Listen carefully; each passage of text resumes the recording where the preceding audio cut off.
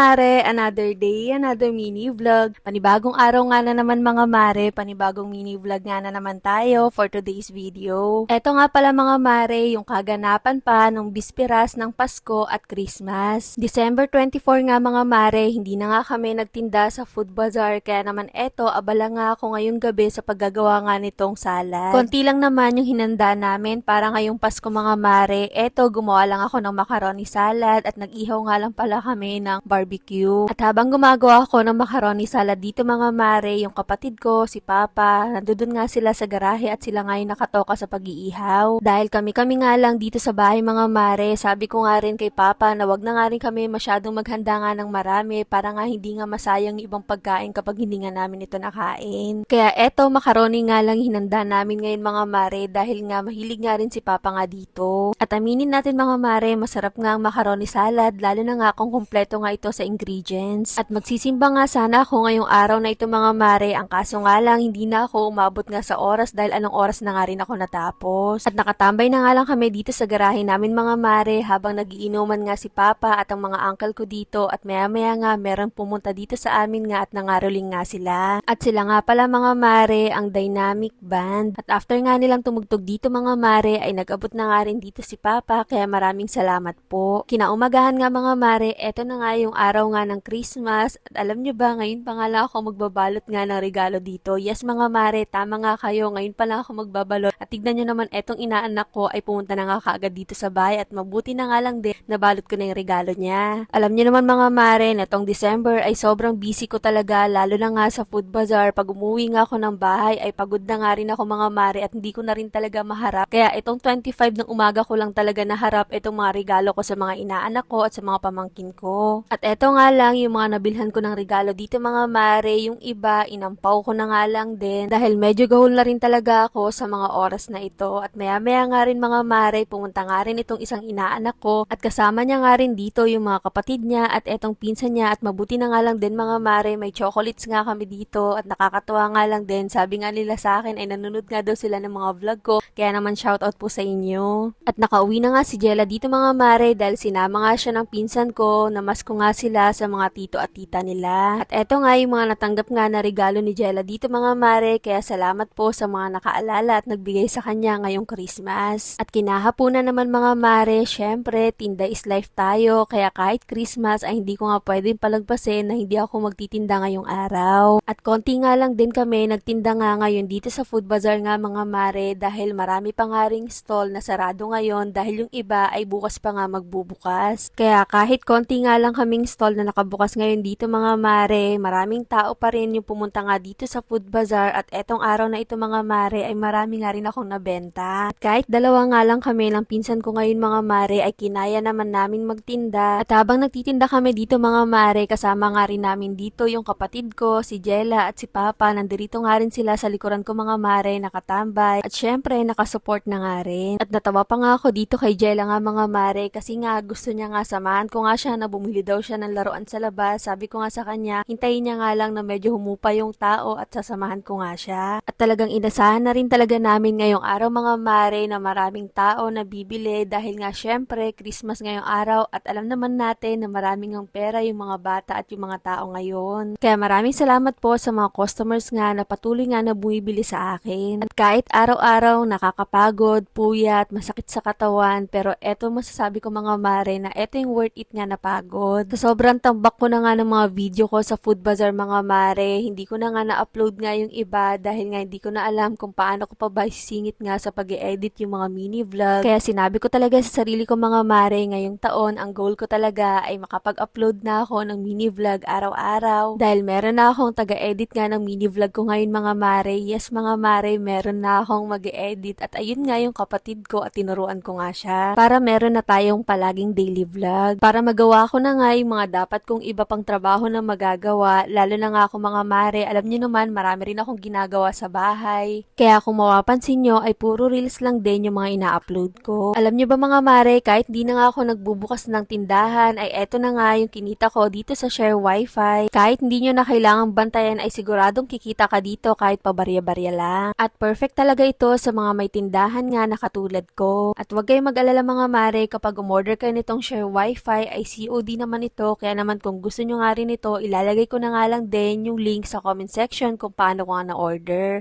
O siya, ayun lang muna.